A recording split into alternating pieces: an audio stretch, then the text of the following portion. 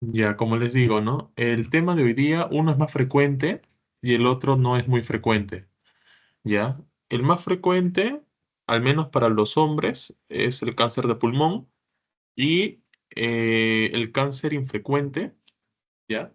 O la neoplasia maligna infrecuente son los sarcomas. A ver, vamos a ver acá. A ver, acá veremos el contenido, que será la introducción, ¿ya? Veremos la etiología y patogenia, los subtipos más comunes, el liposarcoma, el sarcoma pleomórfico indiferenciado, el angiosarcoma, el rhabdiosarcoma, y también mencionaré algunos otros sarcomas que son inusuales también, ¿no? Veremos las características clínicas, veremos la evaluación diagnóstica y veremos los factores de riesgo. A ver, en el caso de los sarcomas en general, viéndolo desde el ámbito global, son un grupo heterogéneo, ¿ya? Que es infrecuente, ¿ya? Y que básicamente son tumores malignos, ¿ya? Que provienen del mesénquima, ¿ya? Como ahí dicen, ¿no? Que son de origen mesenquimal y que básicamente representa menos del 1% de las neoplasias malignas en adultos y hasta el 10%, básicamente sería entre el 10 y el 14% de neoplasias malignas en niños, ¿ya? O en la edad pediátrica. En ambos es infrecuente, pero entre adultos y niños es más frecuente en niños. Ahora, aproximadamente el 80% de todos los casos nuevos de sarcomas se originan y se forman en los tejidos blandos y el resto se forma en los huesos, ¿ya? Ahora, vamos a tener un espectro, digamos que histopatológico de los sarcomas, ¿ya? Que es sumamente amplio y que probablemente, porque las células mesenquimales embrionarias van a tener esa capacidad de poder madurar, ¿ya? Y convertirse en un músculo estriado, esquelético, liso, ¿ya? Entonces, también se puede convertir en un tejido adiposo, en un tejido fibroso, ¿ya? También, o sea, se puede convertir en hueso, cartílago, ¿no? En eso se basa también, o sea, en eso se basan las funciones de las células embrionarias, ¿ya? Crear distintos tipos de tejidos, ¿ya? Y formar los distintos tipos de sistemas y la funcionalidad que tiene el cuerpo humano, ¿no? Ahora, en sí, ¿ya? Digamos que la presentación clínica, el diagnóstico y el tratamiento de los tumores, por ejemplo, del estroma, gastrointestinal, ¿ya? Se analizan por separado, ¿ya? Porque esto ya, como les digo, es de un ámbito más general, ¿ya? Es un esquema más global este tema, pero siempre van a haber tipos de tumores, ¿no? De tipo estromal, entre otros, ¿no? Ahora, eh, antes en sí, estos tumores estromales, por ejemplo, el tumor estromal del tejido gastrointestinal, se incluía dentro del sarcoma de tejidos blandos, ¿ya? Y el comportamiento, por ejemplo, clínico de estos sarcomas estromales gastrointestinales, ya son diferentes a los de los tejidos blandos, ¿ya? Ahora, básicamente viendo su etiología y su patogenia, ¿ya?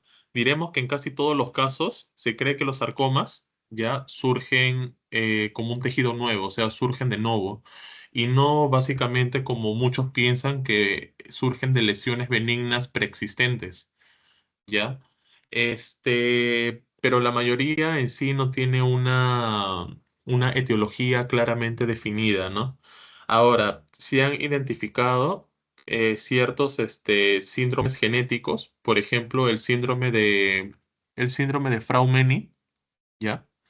Que es un síndrome autosómico dominante, si no me equivoco. También se ha hallado en, por ejemplo, la neurofibromatosis de tipo 1, ¿ya? También el retinoblastoma hereditario, entre otros síndromes genéticos. Ahora, han habido otros factores de riesgo, ya, que han ocasionado en sí estas neoplasias malignas infrecuentes, como por ejemplo la radioterapia, la exposición a los carcinógenos, ¿no? Por ejemplo, la quimioterapia también, ¿no? Por ejemplo, eh, exposición a ciertas sustancias que causan irritación crónica, que causan linfedemas, ¿no? Ahora, las infecciones virales, por otro lado, este, básicamente rara vez, o sea, se asocian con el desarrollo de los sarcomas, ¿ya? Claro, con excepción del sarcoma de Kaposi, ¿ya? Ahí sí se relaciona las infecciones virales, ¿no? Ahora, viendo en la zona de acá, en la imagen, vemos que, por ejemplo, en el caso de la neurofibromatosis de tipo 1, se van a presentar manchas de color marrón claro en la piel o máculas, ¿ya? Máculas, que son, pueden ser como que de tamaños diversos, ¿ya? De color, marrón, pardo. ¿Ya? Acá también se pueden presentar, muy aparte de las manchas, también se puede presentar lo que es las protuberancias, ¿ya? Que son de consistencia blanda y suave en la piel, en las regiones de las extremidades, en la región del torso, en la región dorsal, en la región del cuello, ¿ya? Eso se le llama, los neurofibromas, ¿ya? Y también podemos presenciar el nódulo de Lisch, ya que son nódulos que se generan en el área pues, ocular. ¿Ya? Esos son signos característicos de la neurofibromatosis. Ahora, vamos a ver los subtipos más comunes, ¿ya? En sí, los subtipos más comunes de sarcomas, ya de tejido blando, son diferenciados, ¿ya? Y diferentes entre niños y adultos, ya son distintos. Por ejemplo, eh, o sea, un subtipo de sarcomas en un niño va a ser distinto a un subtipo de sarcomas en el adulto, ¿ya? En sí, los subtipos de sarcomas, por ejemplo, más comunes, ¿no? En los adultos es el liposarcoma. En los adultos es el liposarcoma y que tiene tres subtipos distintos. Uno es el leiomiosarcoma, ¿ya? Y el sarcoma pleomórfico indiferenciado, ¿ya? Otro tenemos bueno, básicamente, si no me equivoco, son esos dos. Ya, porque me acuerdo que había un tercero, pero no lo pude encontrar con facilidad. Pero siempre en la mayoría de las guías, de los artículos, siempre mencionan a dos. El leiomiosarcoma y el sarcoma, el pleomórfico indiferenciado. ¿Ya? Ahora, sin embargo, entre los niños, el rhabdomiosarcoma, ¿ya? Es el sarcoma de tejidos blandos más común. ¿Ya? Otros tipos incluyen, por ejemplo, el sarcoma de células azules redondeadas, pequeñas, ya que se puede ver también en el microscopio, ¿ya? Ese básicamente es el sarcoma de Ewing, ¿ya? Para que lo sepan. El sarcoma de Ewing es el sarcoma de células azules, ya redondeadas, pequeñas. Y los tumores relacionados, como por ejemplo, ¿no? Un tumor relacionado al sarcoma de Ewing puede ser el tumor neuroectodérmico primitivo periférico, ¿ya? Pero eso ya es como que más profundizada, ¿no? Ahora, hablando del liposarcoma, ¿ya? Los liposarcomas, ¿ya? Provienen de las células precursoras de los adipocitos, ¿ya? Que son las células grasas, básicamente, y se encuentran eh, comúnmente, ¿ya? En las extremidades, como pueden ver en la imagen, acá, en estas dos imágenes, acá se puede presenciar en los muslos, por ejemplo, ¿ya? Y acá también, esto si no me equivoco es la parte del antebrazo, ¿ya? Por la parte de acá del, este, del codo. Esta es la parte del codo, si no me equivoco. Esta, ¿ya? Es la pose Patroclo esta, si no me equivoco. Ya. Pero este, acá se localiza, como les digo, no el liposarcoma, se localiza en las extremidades y en el retroperitoneo con mayor frecuencia. Ahora, se presentan más que todo como tumores ya malignos que contienen células adiposas, células grasa, ¿ya? Y que básicamente los tres subtipos morfológicos principales ya son los liposarcomas bien diferenciados, ¿ya? Que son, o sea, los bien diferenciados o los desdiferenciados, ¿ya? Tenemos también lo que son los mixoides, los pleomórficos, ¿ya? Y los extremadamente raros, ¿no? Que son los liposarcomas pleomórficos mixoides, ¿ya? Ahora, existe una gran variedad en sí de comportamientos biológicos entre estos subtipos que abarcan desde liposarcomas bien diferenciados hasta básicamente, o sea, estos liposarcomas bien diferenciados van a tener, eh, por ejemplo, un potencial metastásico mínimo, ¿ya? A excepción de, por ejemplo, de los tipos pleomórficos, ¿ya? O los tipos mixoides pleomórficos, que van a tener un potencial metastásico alto, ¿ya? Más elevado, muy elevado en algunas ocasiones, ¿no? Ahora, algunos liposarcomas, ¿ya? Que son bien diferenciados, ya que surgen, por ejemplo, en las extremidades, en el tronco, ¿no? Se denominan lipomas atípicos, ¿ya? O también se pueden denominar los llamados tumores lipomatosos atípicos, ¿ya? Eh, Pucha, o sea, por el simple hecho de que básicamente, muy aparte de la zona de presentación, ¿ya? Se dice atípico porque básicamente no se presenta con cierta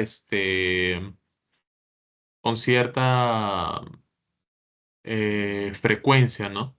Porque desde ya los sarcomas ya son infrecuentes, ¿ya? Y si, por ejemplo, en este caso, ¿no? Si el liposarcoma, que son tumores malignos de células grasa, ¿ya?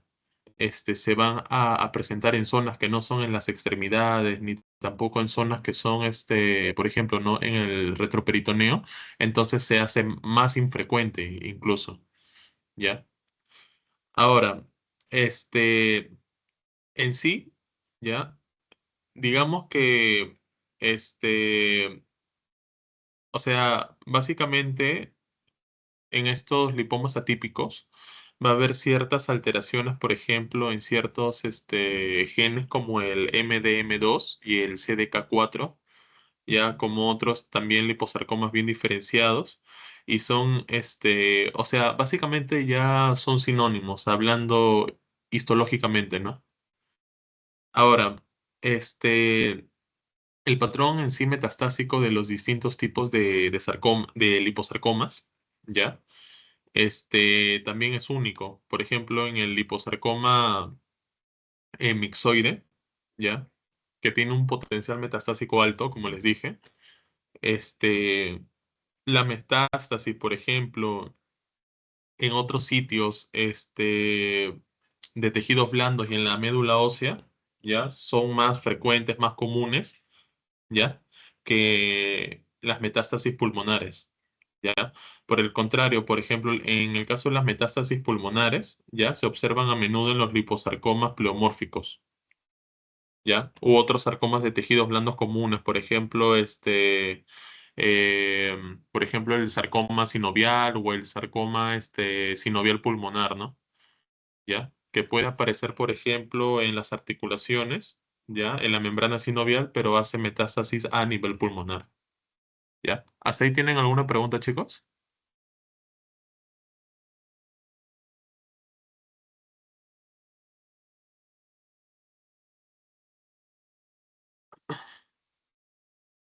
A ver, Arnold, Angélica, Carmen, ¿tienen alguna pregunta? No, sí se llegó a No, entender. bueno. Ya, ya, ok, seguimos entonces. Ya, entonces, recapitulando en todo lo que hemos dicho, ya. A ver, Angélica, dime. Eh, el liposarcoma bien diferenciado es, presenta metástasis con mayor intensidad o con menor intensidad.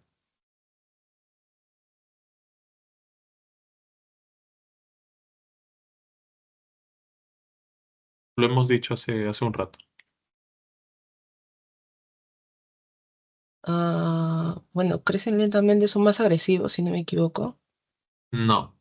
No, Ujú. ¿no es así? Ah, disculpa. No, los diferenciados son los que hacen en menor intensidad la metástasis. Los que hacen de mayor intensidad son los pleomórficos y los mixoides pleomórficos, ¿ya? Eso para que lo sepan. Los mixoides pleomórficos son más indiferenciados porque tienen ciertas combinaciones de ciertas otros tipos de células que son de otro subtipo histológico, pero los pleomórficos diferenciados, ¿ya? O sea, para que se les quede, ¿no? Diferenciados, o sea, que estás formado, ya, que ya está formado. Ya está circuncidado, está formado, está estructurado, pero el mixoide no, porque tiene como que otros tipos de células, ya todo se combina y tiene como que una masa deforme, ¿no? Y eso puede pues atravesar la matriz basal, ¿ya? E irse para otros tejidos, ¿ya? Eso que se les quede, chicos. Ahora, este, por otro lado, veremos que, por ejemplo, los liposarcomas, por ejemplo, mixoides y de células redondas, van a compartir la misma translocación recíproca, pero no, o sea, no me quiero pues adentrar mucho en términos de genética, ¿ya? Pero lo que quiero que les quede claro, ¿ya? Es que diferencien ya los subtipos de sarcomas, ¿ya? Y de qué, o sea, cuál es su base histopatológica, ¿ya? Y en dónde se presenta. Ya saben, liposarcomas, ¿ya? Eh, mayor, o sea, lugares donde hay una mayor localización de liposarcomas, extremidades, retroperitoneo. ¿De qué está hecho? Células precursoras de adipocitos, ¿ya? Eso deben saber más que todo. Ahora, antes de pasar al sarcoma pleomórfico indiferenciado, que es muy interesante, les hablaré un poco del leiomiosarcoma, ya que básicamente se caracterizan por ya la diferenciación del músculo liso, ¿ya? Se pueden encontrar en sí en todo el cuerpo, ¿ya? Y además de presentarse, por ejemplo, de las extremidades, suena loco, pero también puede presentarse a partir de la rama de la vena cava inferior, ¿ya?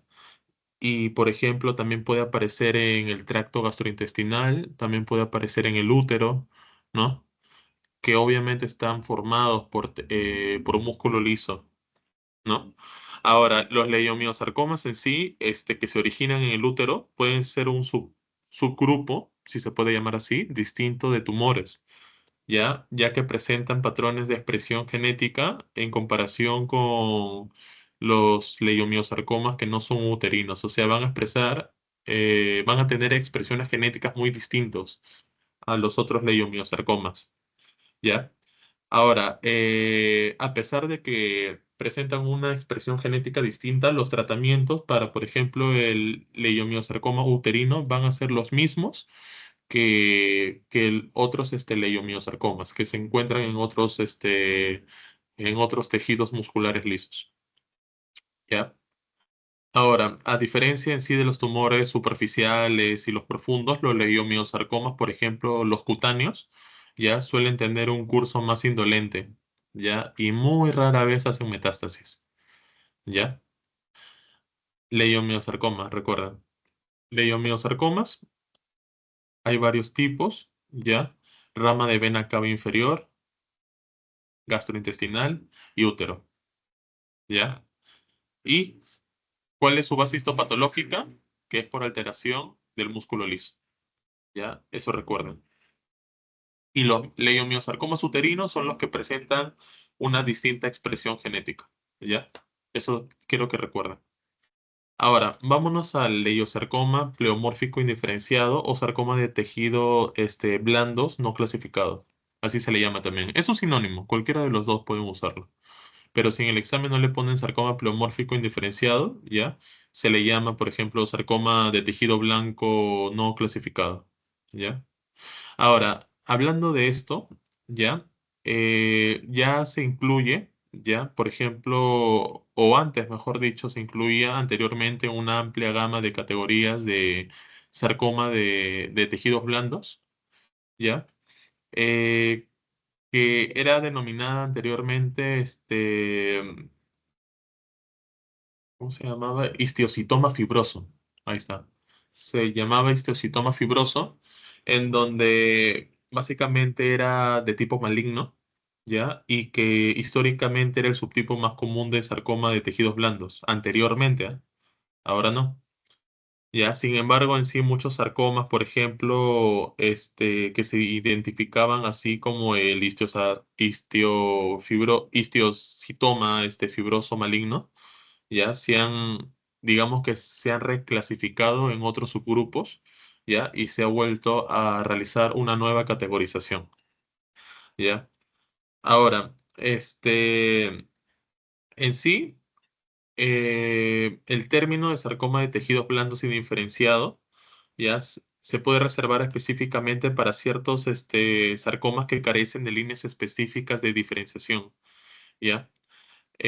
Por ejemplo, algunos patólogos utilizan sarcoma no diferenciado, ya, para estos sarcomas, ya. En sí, los subconjuntos de sarcomas, ya, de tejidos blandos indiferenciados o no clasificados, simplemente describen los tipos de células predominantes, o sea, a nivel macroscópico, ¿no?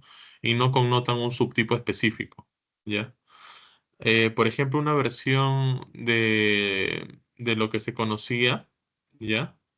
Este, o sea, de este sarcoma pleomórfico, ¿ya?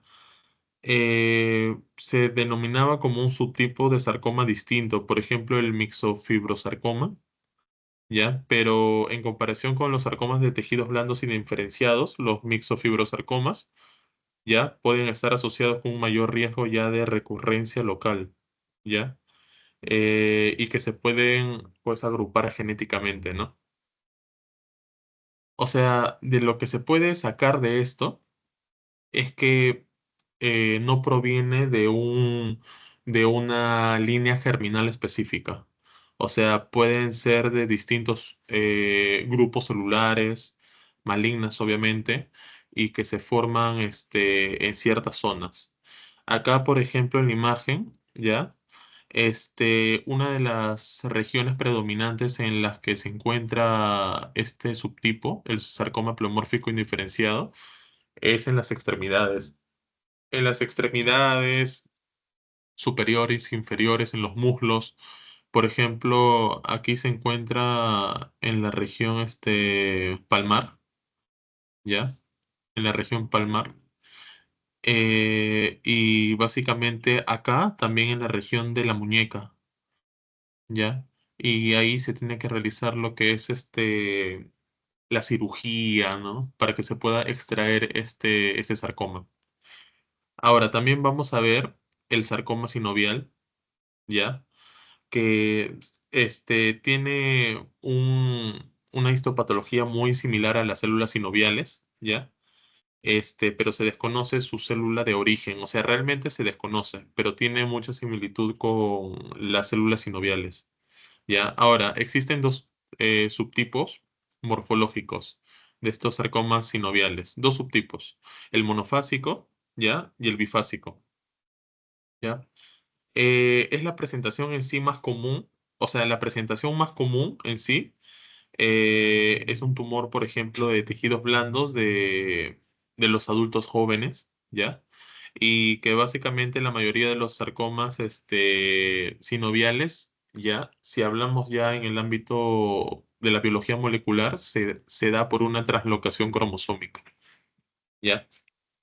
Eh, bueno, básicamente se va por la translocación cromosómica. Como les digo, no me quiero meter mucho en genética y eso, pero se va a dar, por ejemplo, por una translocación que va a fusionar un cierto tipo de gen. Si no me equivoco, es el SS18, ¿ya? Que se va a encontrar en el cromosoma 18, ¿ya? Pero lo que sí quiero que sepan es que el sarcoma sinovial se presenta muy frecuentemente en los adultos jóvenes y se da por translocación cromosómica, ¿ya? Ahora, este, acá veremos al angiosarcoma, ¿ya? Que básicamente van a surgir de las células endoteliales y son muy característicos, ¿no? Se pueden presentar como máculas, presentación de costras, ¿no? Muy aparte que se presenta de las células endoteliales, ¿ya? La enfermedad va a tener diversas manifestaciones clínicas, ¿ya? Como por ejemplo, o sea, se va a presentar mayormente, ¿no? Si hablamos también de la localización, se va a presentar en el cuello, en el cuero cabelludo de los adultos, ¿ya? De los adultos mayores sobre todo. Se puede presentar, por ejemplo, en la mama, ¿ya? Después de una radioterapia de cáncer de mama, se puede presentar un angiosarcoma en la mama, por ejemplo, o en el tórax, ¿no? Después de la exposición de la radioterapia, ¿no? De cualquier otro tipo de cáncer que está localizado en el tórax. Eh, por ejemplo, también se presenta en una extremidad, ¿ya? Que va a estar en conjunto con un linfedema crónico, ¿ya? El angiosarcoma se puede presentar, por ejemplo, en el brazo y va a estar con un linfedema crónico. Ya va a estar acompañado en adición a eso. Ya también se va a presentar en tejidos blandos profundos, ya. Se va a presentar en el hígado o en el vaso y se puede presentar también en el corazón o en los grandes vasos también, ¿no? En la aorta, por ejemplo, ¿no? Porque recuerden que como proviene de células endoteliales, ¿ya? Por ende, se van a presentar en vasos sanguíneos, ¿ya? Eso quiero que lo tengan en cuenta. Ahora, en sí es uno de los tumores, el angiosarcoma en sí es uno de los tumores más comunes, ¿ya? Que es causado por radiación terapéutica y que a menudo, por ejemplo, de la radioterapia, ¿no? Del cáncer de mama o, por ejemplo, del linfoma de Hodgkin, ¿ya? este, con un tiempo medio, o sea, tiene un tiempo medio de desarrollo entre 8 a 10 años. Para eso se deben realizar lo que son consultas, ¿ya? Para realizar una prevención primaria, ¿no? Como debe ser. Ahora, por ejemplo, en la inmunohistoquímica, ya las células tumorales se tiñen de forma positiva, ¿ya?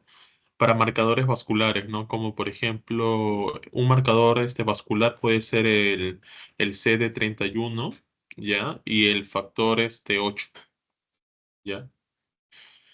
Ahora, veremos lo que es el tumor fibroso solitario, ¿ya? Muy aparte del angiosarcoma. El tumor fibroso solitario, ya son tumores de crecimiento lento, con una mayor frecuencia en la pleura, ¿ya? En la pelvis y en la dura madre, ¿ya?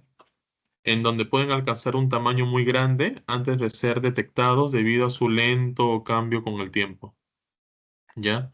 Por ende, si sacamos, por ejemplo, que tiene un lento crecimiento con el pasar del tiempo, entonces la sintomatología, o puede presentar sintomatología que es no es específica, ¿ya? O que, o que no es aislada, o puede presentar, por ejemplo, o no puede presentar sintomatología, ¿ya? Ahora, mientras muchos otros tumores, por ejemplo, de células madre, se clasifican como benignos con un riesgo muy bajo de metástasis, otros se pueden clasificar como malignos, ¿no? Por la hipercelularidad, ¿no? Al menos si hay una atipia, ¿no? En la zona focal donde se está presentando el tumor, ¿no? Por ejemplo, o sea, más común, o sea, si por ejemplo, ¿no? Estas lesiones tienen una mayor capacidad de, por ejemplo, de hacer metástasis, ya generalmente en un intervalo de años, ya se puede realizar más comúnmente en el hueso, en el hígado, en el pulmón, ya, por lo que no deben considerarse verdaderamente benignas, ya. Ahora, este, yendo al rabdomiosarcoma, ya. Pero antes de ir al rabdomiosarcoma, a ver, Arnold, dime, eh, ¿en qué localización se puede generar un angiosarcoma? En vasos sanguíneos. ¿Ya? En vasos sanguíneos. Aparte de los vasos sanguíneos,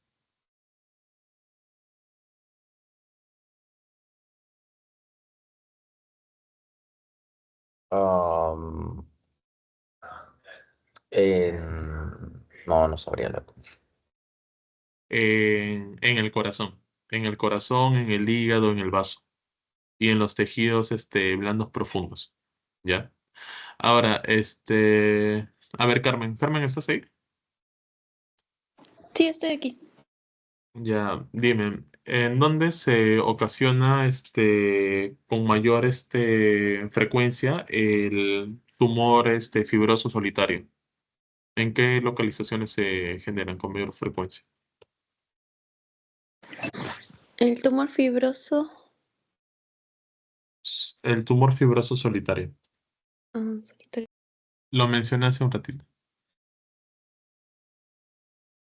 A ver, el tumor fibroso solitario se produce más que todo en En, la... ah, en no, el tejido síguese. conectivo, Ya, pero ¿qué tipo de tejido? O sea, en qué zona del cuerpo? mm, en el mesenquima, Mm, creo Claro, es en que el es el mesénquimo. tejido conectivo. Ajá. Ya, pero o sea, el rabdomiosarcoma que hablo, el tejido fibroso solitario, el tumor fibroso solitario, o sea, se va a localizar predominantemente en tres lugares: en la pleura, en la dura madre y en la pelvis. Ahí es donde se localiza, ¿ya? Y el angiomiosarcoma se va a localizar en los vasos sanguíneos, ¿ya? Si no se acuerdan de eso, eh, pueden asemejarlo con la etimología. Angio significa vaso, ¿ya? Y obviamente el sarcoma es el tumor en sí, el tipo de tumor específico. Tumor en vaso, ¿ya? ¿Y qué se relaciona con el vaso? El corazón, porque tiene vasos sanguíneos, el hígado tiene vasos sanguíneos, el vaso tiene vasos sanguíneos. ¿Ya? Hasta los tejidos blandos profundos tienen vasos sanguíneos, de ahí pueden sacarlo, ¿ya? Ahora, nos vamos al rabdomiosarcoma. El rabdomiosarcoma en sí es el sarcoma de tejidos blandos más común en la infancia, ¿ya? Si por ejemplo en su examen le dice cuál es el tumor o cuál es el tipo de sarcoma más común en la infancia y les ponen rabdomiosarcoma, de frente ponen rabdomiosarcoma, ¿ya? Es el más común en la infancia. ¿Ya? En los niños, por ejemplo, su ubicación más común puede ser en la región de la cabeza y el cuello, ¿ya? Hablando del rabdomiosarcoma, no en los otros sarcomas, ¿ya? Ahora, seguida del tracto genitourinario, ¿ya? Y las extremidades. Ahora, se pueden diagnosticar también en los adultos, pero no es muy frecuente. Por otro lado, también los signos y síntomas del rabdomiosarcoma son variables, ¿ya? Y dependen del sitio de origen, también depende de la edad del paciente y también depende de la presencia o no de metástasis, ¿ya? Ahora, va a existir cuatro subtipos histológicos principales del rabdomiosarcoma. Cuatro: el rabdomiosarcoma embrionario, ¿ya? El alveolar, el pleomórfico y el de células fusiformes. ¿Ya? O también llamado de células esclerosantes, cualquiera de esos. Repito, el rabdomiosarcoma embrionario, ¿ya? Alveolar, pleomórfico y de células fusiformes, ¿ya? O también llamado esclerosante. Ahora, el subtipo embrionario, ¿ya? Es el más común, ¿ya? Y tanto el embrionario como, por ejemplo, el alveolar, ¿ya? Son más susceptibles a la quimioterapia, ¿ya? Y tiene un mejor pronóstico que otros sarcomas blandos que se han determinado en los adultos, que se le han diagnosticado en los adultos, básicamente, ¿no? Ahora, el pleomórfico tiene un pronóstico relativamente malo en comparación con otros subtipos, ¿ya? Y predomina en los adultos. Y los resultados son peores en los niños. O sea, el pleomórfico, ¿ya? A pesar que en los adultos no se presenta mucho el rhabdomyosarcoma, el pleomórfico se va a presentar más en los adultos, pero en los niños lamentablemente va a tener un peor pronóstico, ¿ya? Porque no son muy sensibles a la quimioterapia. ¿Hasta ahí tienen alguna pregunta, chicos?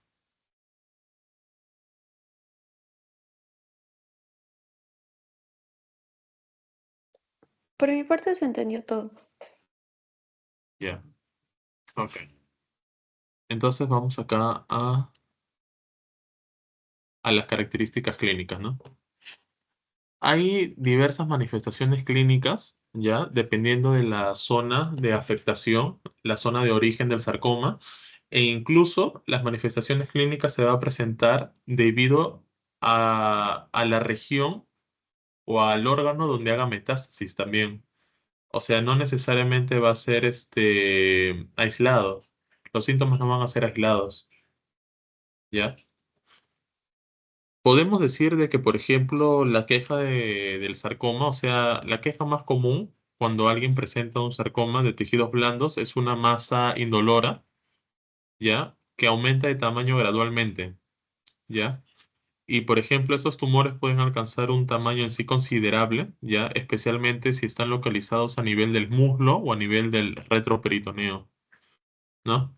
Ahora, algunos pacientes pueden presentar dolor o síntomas asociados a la compresión de la masa, incluida, por ejemplo, parestesias, ¿ya? O edema en una extremidad, ¿ya? Y en raras ocasiones puede presentar síntomas generales como, por ejemplo, fiebre, pérdida de peso, hipoglucemia, ¿no?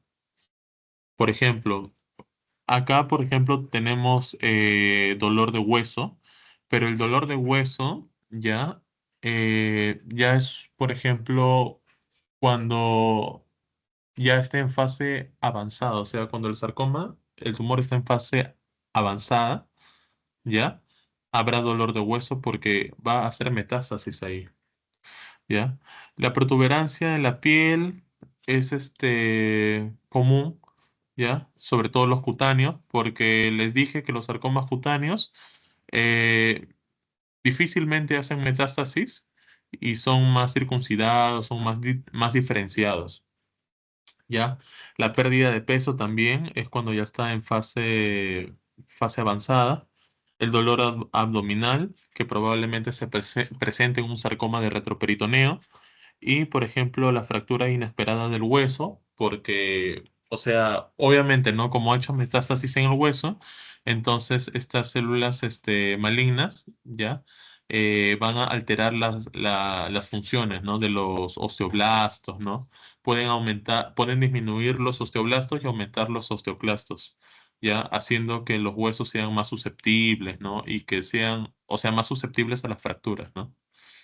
Ya también puede haber inflamación y dolor localizado en los huesos. Puede haber, por ejemplo, eh, nuevas protuberancias, ¿no? O protuberancias existentes, ¿no? Que aumentan de tamaño, con o sin dolor, ¿ya? Por ejemplo, esos fecales de color oscuro negro que ya es en sarcomas ya retroperitoneales. Puede haber vómitos, pérdida de peso, ¿no? Ahora, viendo en el caso de la distribución, ¿ya? Debemos decir que en el caso de los sarcomas, así, hablando en general, ¿ya? La localización más frecuente va a ser en los muslos, que representen un 46%, si no me equivoco. Y la localización menos frecuente va a ser en la cabeza y el cuello, ¿ya? Que va a representar un 9%, ¿ya? pero también puede presentarse en la extremidad superior, ¿no? En el torso, en el retroperitoneo. Pero el más común de presentación es el muslo y el menos común es en cabeza y cuello, ¿ya? Eso quiero que sepan. Ahora, en sí, solo el 14% de todos los sarcomas de tejidos blandos se presentan en la extremidad superior, ¿ya? Pero el 40 y 50% de todos los sarcomas epitelioides se van a presentar en el antebrazo y en los dedos, ¿ya? Ahora, los tumores, por ejemplo, los desmoplásicos de células pequeñas y redondas, ¿ya? Que tienen predilección por los varones adolescentes y en los adultos jóvenes, afectan principalmente en la cavidad abdominal y en la pelvis. Por eso que uno de los síntomas puede presentar vómitos, náuseas, dolor abdominal, ¿no? Etcétera.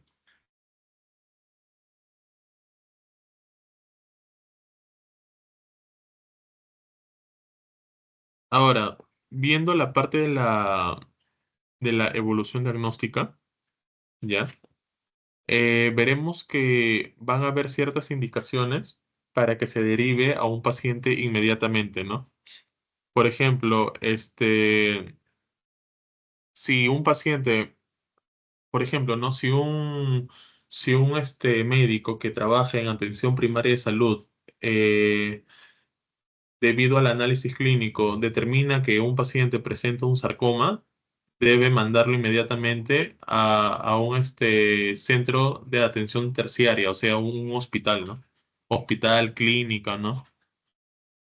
Y más que todo, si está disponible, o sea, como ahí se muestran estudios más avanzados, ¿ya? Y no solamente con los estudios, sino las pruebas diagnósticas, entonces deben ser derivados, ¿no? Inmediatamente. También depende del tipo de sarcoma, ¿ya? Porque debe ser derivado con mayor, rapidez si es un sarcoma más peligroso, pues, ¿no? Ahora, por ejemplo, ¿no? Digamos de que en países como Reino Unido, ¿ya? Han determinado ciertas, características, ¿ya? O ciertos criterios este, de presentación de los sarcomas para que se pueda realizar una derivación con urgencia, ¿no? En un paciente con esta lesión en tejidos blandos. Por ejemplo, la masa de tejido blando mayor a 5 centímetros de tamaño, ¿no? Como por ejemplo puede ser el tamaño de una pelota de golf, ¿no? ¿Ya? Si es así, debe ser derivado. Por ejemplo, también si es un bulto doloroso, un bulto que aumenta cada vez más de tamaño, ¿ya? Y que se encuentra en la fascia muscular, ¿no? Y por ejemplo, si hay una recurrencia de un bulto, ¿ya? Después de una escisión quirúrgica previa. Ahora, por otro lado también, van a haber ciertos pasos para poder llegar al diagnóstico de estos tumores malignos. Se debe comenzar con una historia clínica completa, una anamnesis completa, ¿no? Que no deben faltar preguntas importantes, preguntas específicas, ¿ya? También se puede sacar lo que son imágenes radiográficas, ¿no? Eh, Sobre todo, por ejemplo, para ciertos tipos de sarcomas que se localizan en los huesos, ¿no? O si ha hecho metástasis. Ya la biopsia, por ejemplo, ya la biopsia es fundamental, por ejemplo, si hay una masa en el tejido blando, ¿no? No solamente para el diagnóstico, sino para la planificación de lo que es la terapéutica, ¿no? ¿Ya? Ahora, el retraso del diagnóstico de los sarcomas puede ser muy común, en donde ya los pacientes con frecuencia no buscan atención médica inmediata. ¿Por qué? Porque básicamente no sienten dolor, ¿no? Ya es una masa sin dolor. Ya en algunos casos puede presentar dolor, pero en la mayoría de veces se presenta de manera asintomática. ¿Ya? Y también el médico probablemente no, como que no aplica los criterios de manera adecuada para que se pueda, diagnosticar un sarcoma, ¿no? Ahora, si tenemos imágenes, ya, o sea, yéndonos a las pruebas diagnósticas por imágenes del tumor primario, ya, podemos ir, por ejemplo, en la resonancia magnética, ya, para la determinación de la masa en los tejidos blandos. Por ejemplo, también en las extremidades, ¿no? En las extremidades, en el tronco, en la cabeza, ¿no? El cuello, ¿ya? En sí se podría decir desde ya, para que se les quede, que la resonancia magnética es mejor que la tomografía computarizada para que se pueda definir la localización del sarcoma, ¿ya? También se puede realizar la tomografía, este, que se va a realizar con contraste, ya por vía intravenosa, ya, y oral también en pacientes con lesiones, por ejemplo, primarias abdominales, viscerales, ¿no? Y, por ejemplo, es poco probable que la resonancia mejore la evaluación preoperatoria en estos casos, ya, si no puede mejorar lo que es la tomografía computarizada, ¿ya? Se puede realizar, por ejemplo, la radiografía simple también, que es otro método diagnóstico, pero no brindan tantos detalles como la tomografía o la resonancia magnética, ¿no? En sí, la radiografía puede ser útil para descartar masas de tejidos blandos ya que surgen del hueso, ¿ya? Por ejemplo, el sarcoma de Ewing, si no me equivoco, se puede realizar una radiografía. Y sirve para detectar también calcificaciones intratumorales, como las que aparecen, por ejemplo, en los osteosarcomas, ¿no? Por ejemplo, los osteosarcomas de tejidos blandos, que son los extraesqueléticos, o sea, los que están afuera del hueso, los que no se generan en el hueso, y los sarcomas sinoviales, ¿ya? Los que se originan en las membranas sinoviales, ¿no? Ahora, también se puede realizar con el PET, ¿ya? La tomografía computarizada, o sea, la PET, la tomografía con emisión de positrones también se puede realizar, pero no se recomienda de manera rutinaria, ¿ya? Para la evaluación de la masa del, del tejido, ¿no? Que está dañado.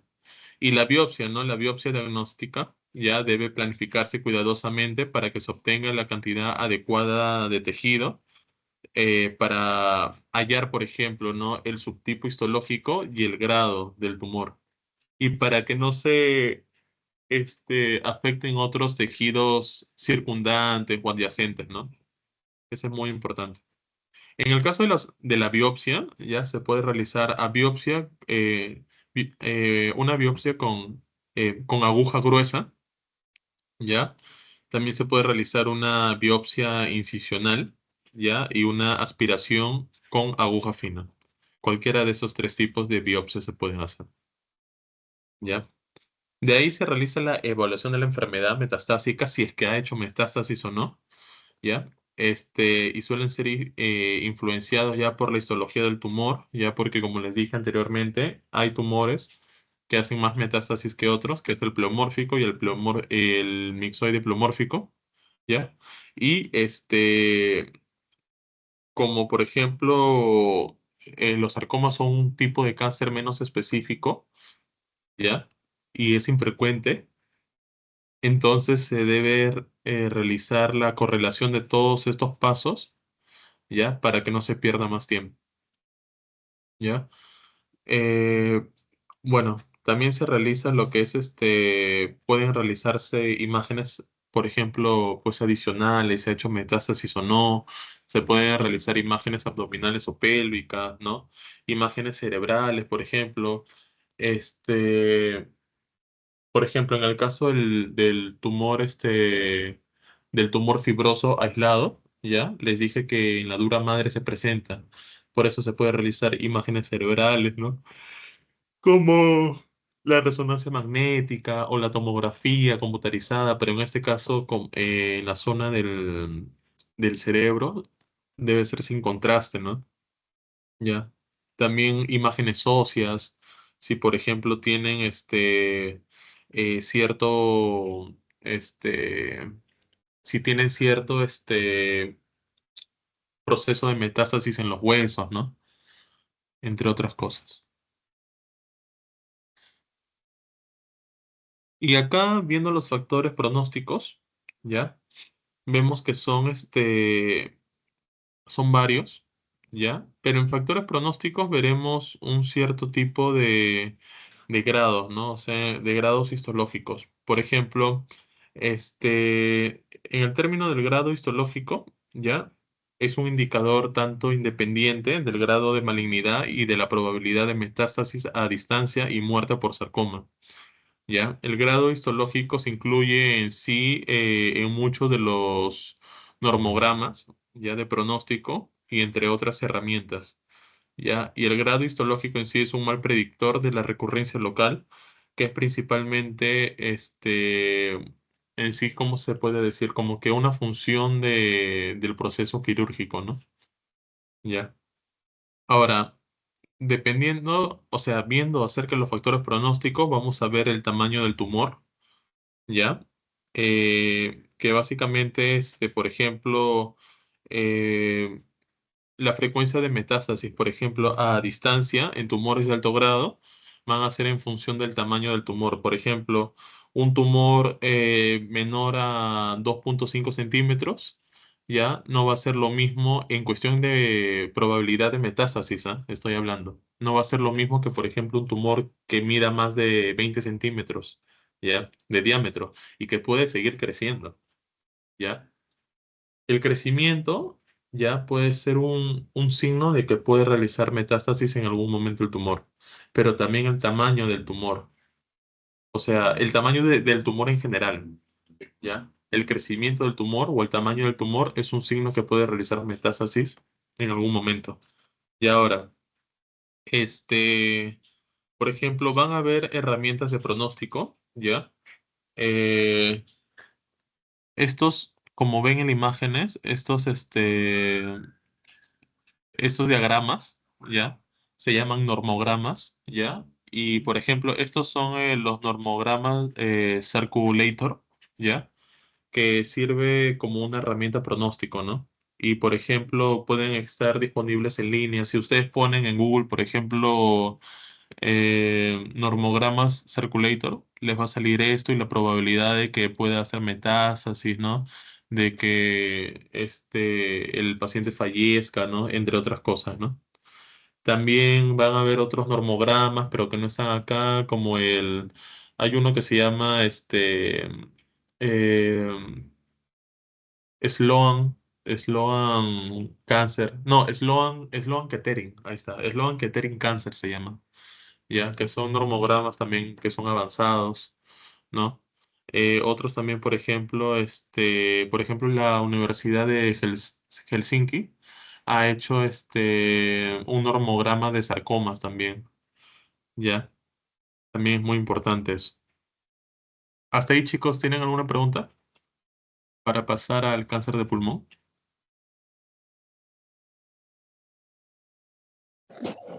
Por mí todo claro. ¿Los demás tienen alguna pregunta? No, no. Ya. Arnold, ¿tienes alguna pregunta?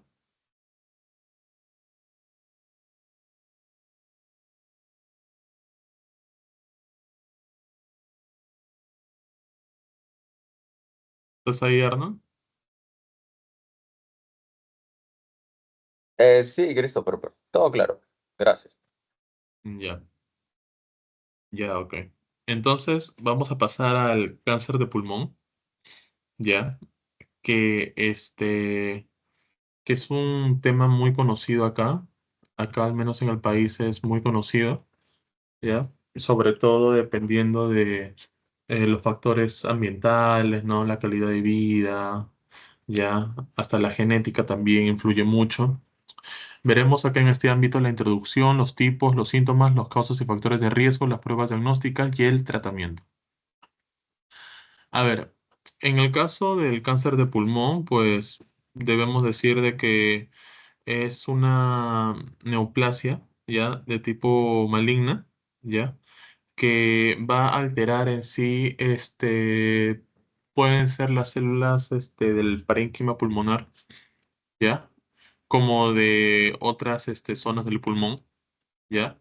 Que va a dificultar de cierta forma sus funciones, ya, principales, y que puede afectar a otras partes del tracto respiratorio, ¿no?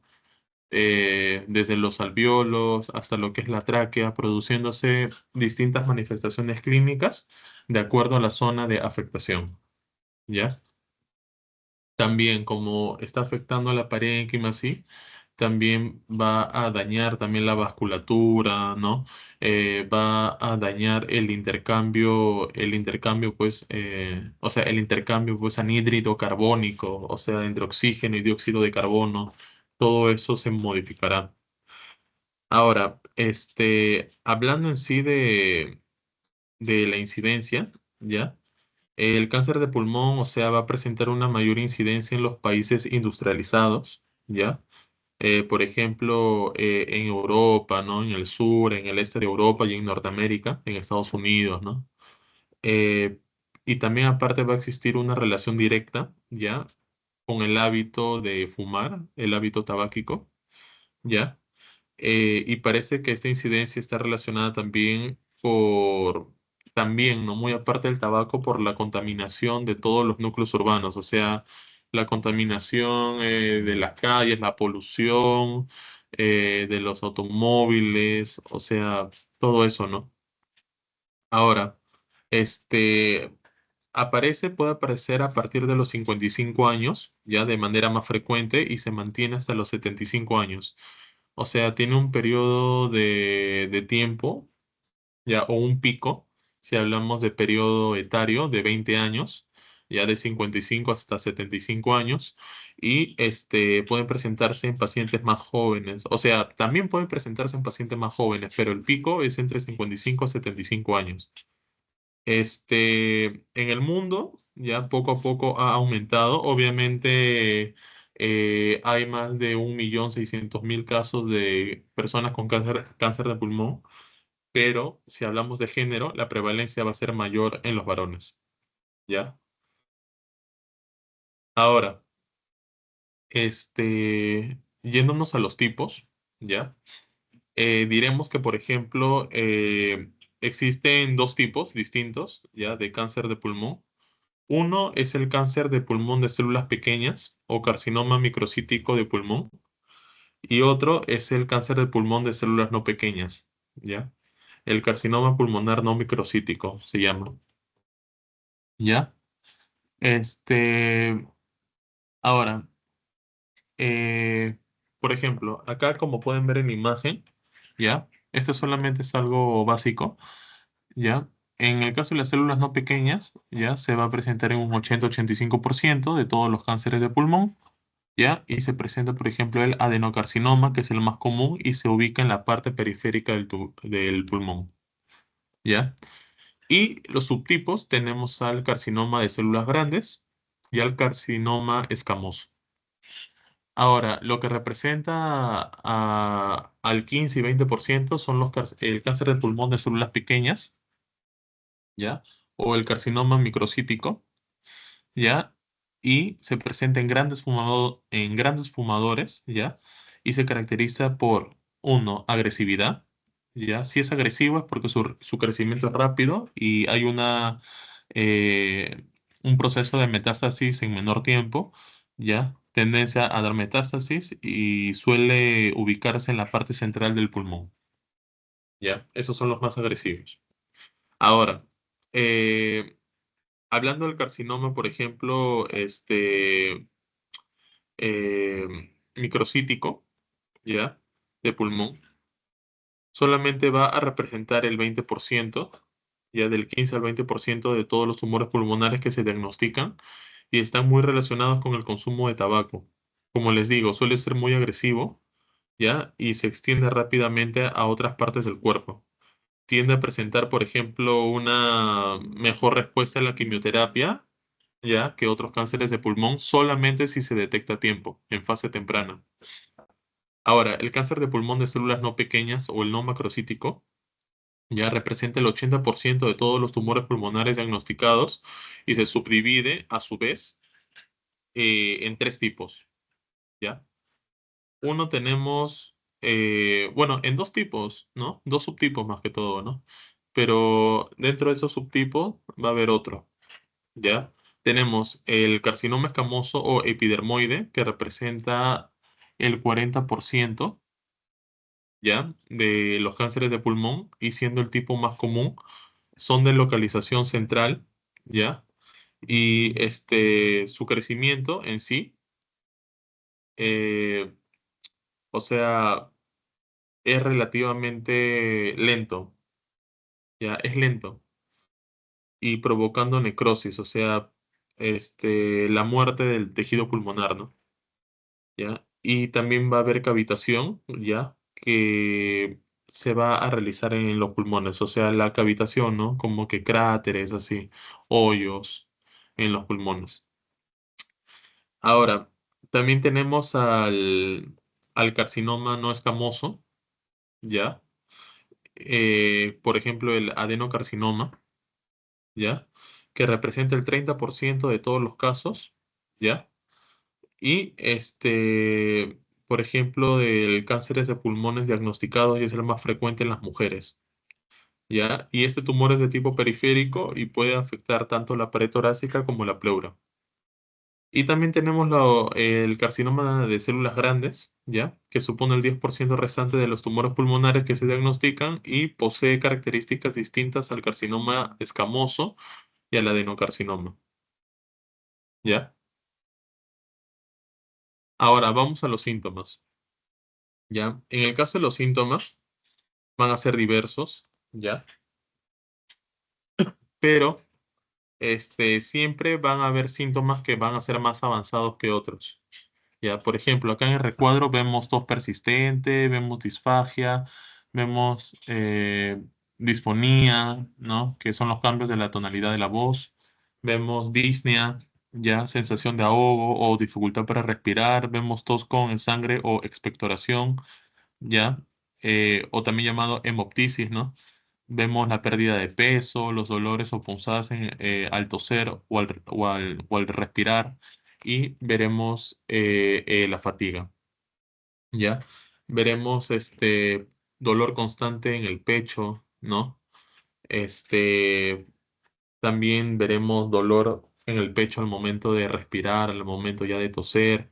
Veremos bultos o masas en el cuello, ¿ya? En la clavícula, el dolor óseo, ¿ya? El dolor óseo que es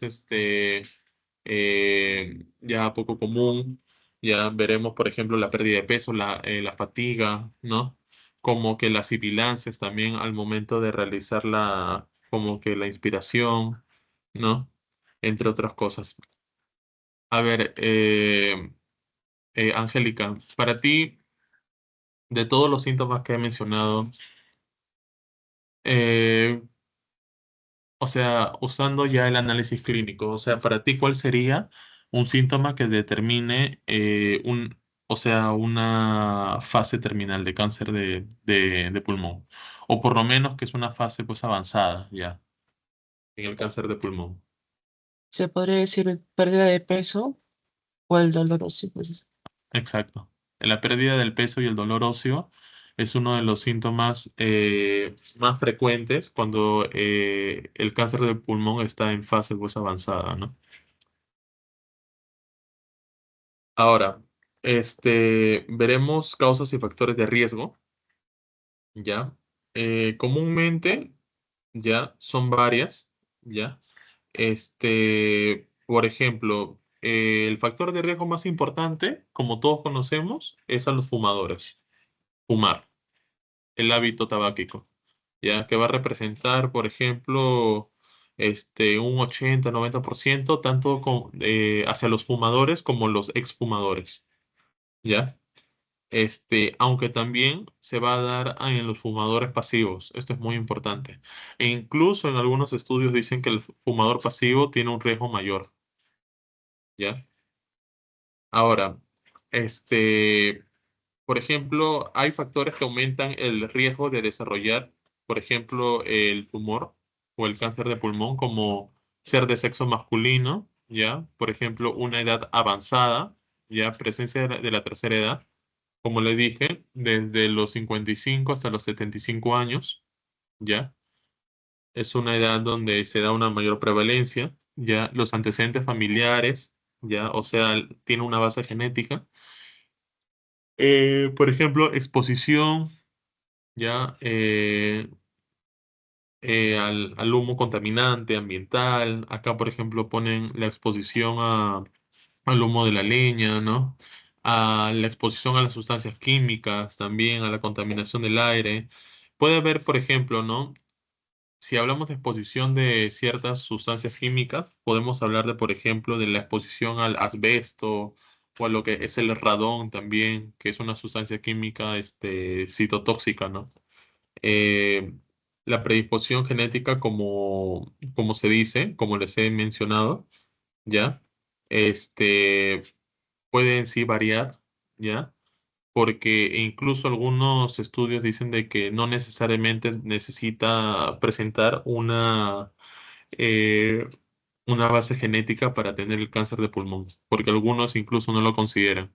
Pero por si acaso, si por ejemplo en su examen les colocan más, no sé, ¿no? Antecedentes genéticos, entonces es porque lo están tomando en cuenta, ¿no?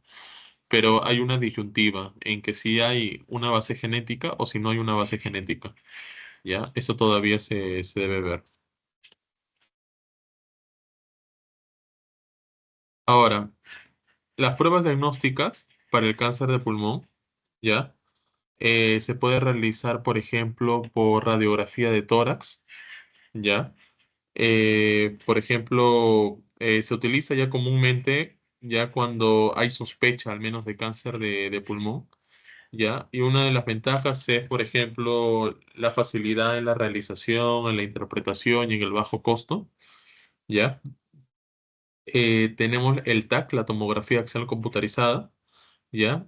Que básicamente nos va a dar detalles, ¿no? De las áreas óseas que pueden estar dañadas o pasar desapercibidas también con la radiografía simple, ¿ya? También la tomografía por emisión de positrones, ¿ya? Que, bueno, se le inyecta una glucosa radiactiva, ¿ya? Intravenosa en el paciente.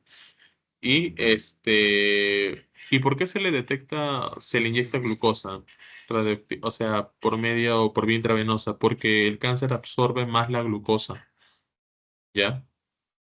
Ahora, también por una resonancia magnética, ya que es para verificar, ¿no? Si, por ejemplo, cuando hay sospecha, por ejemplo, en tejidos blandos, por ejemplo, aparte de eso, también en médula espinal, en cerebro, ¿no? Ahí se utiliza la resonancia magnética. La gammagrafía ósea también, si, por ejemplo, se ha extendido hasta los huesos, el cáncer, ¿no? Y se realiza mediante una inyección de isótopo radioactivo, ¿ya? Eh, básicamente es eso, ¿no? Y por ejemplo, los procedimientos de estadiaje y la obtención de muestras ya se va a realizar por medio de una broncoscopía, ¿ya? Y también se puede realizar, ¿no? Por una biopsia endotraqueal, ¿no? Pero se necesita también el consentimiento del paciente, de los familiares, ¿no? Para realizar eso, ¿no? Se puede realizar también mediante una toracoscopía, mediante una punción transtorácica, ¿no? O por una toracocentesis, ¿no? Ahora, este, viendo lo que es el tratamiento, ¿ya? Veremos básicamente que son varios, ¿ya? Pero en sí va pues a depender mucho tanto del estadio de la enfermedad como, por ejemplo, el tipo de tumor, ¿ya? Porque, como les dije, ¿no? Hay tumores de cáncer de pulmón. Hay subtipos, mejor dicho, de tumores de cáncer de pulmón que, son más sensibles a la quimioterapia que otros subtipos, ¿ya? Eh, o sea, por ejemplo, ¿no? Acá, como yo les había dicho,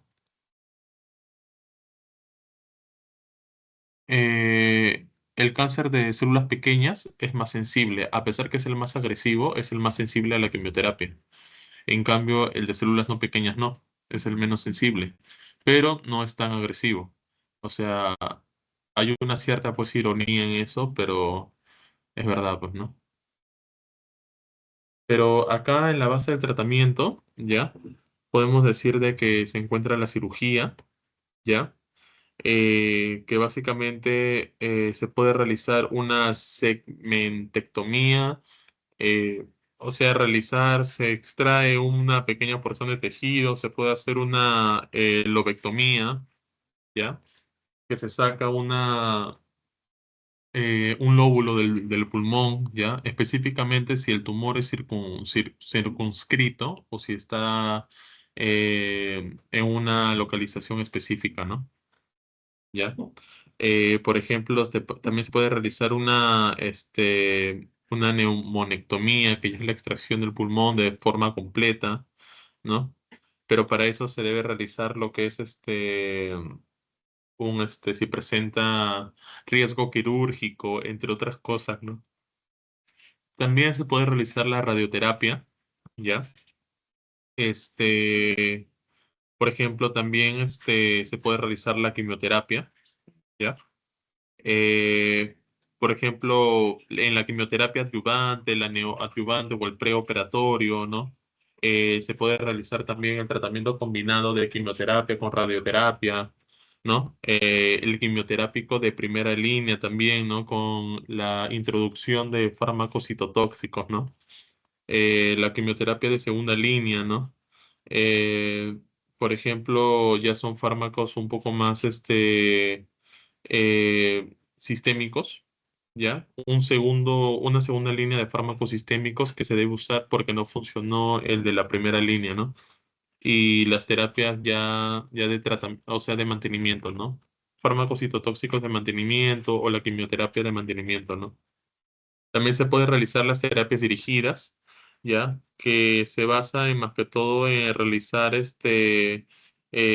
pues identificar, mejor dicho, ¿no? Dianas en el tumor que juegan un papel muy importante en las mutaciones que se han dado en ciertos genes y desarrollar agentes que puedan ser capaces de atacar a estas células que están alteradas, ¿no? O que están mutadas,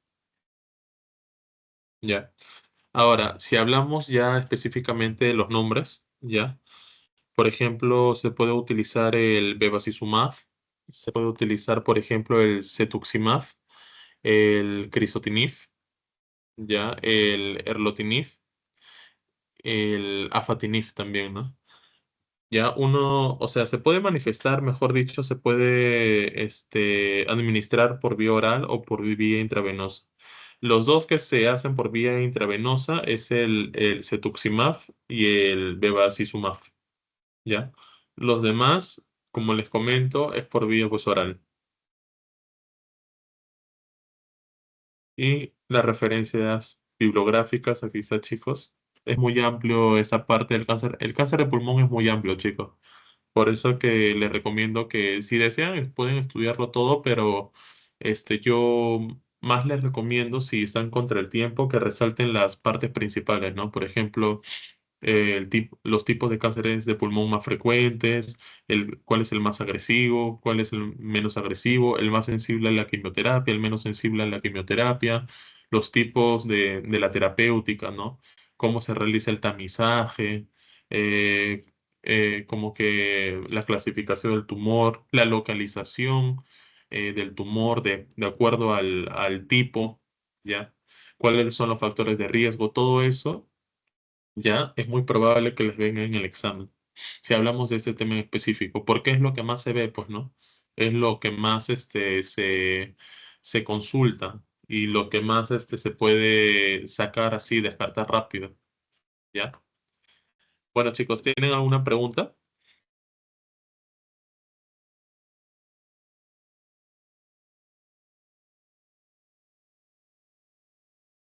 Hablen ahora o callen para siempre. No, Por por mi mi parte parte no. todo claro. Está bien, entonces, ya. Su examen es el día viernes, ¿no? Sí, Sí, es ese el es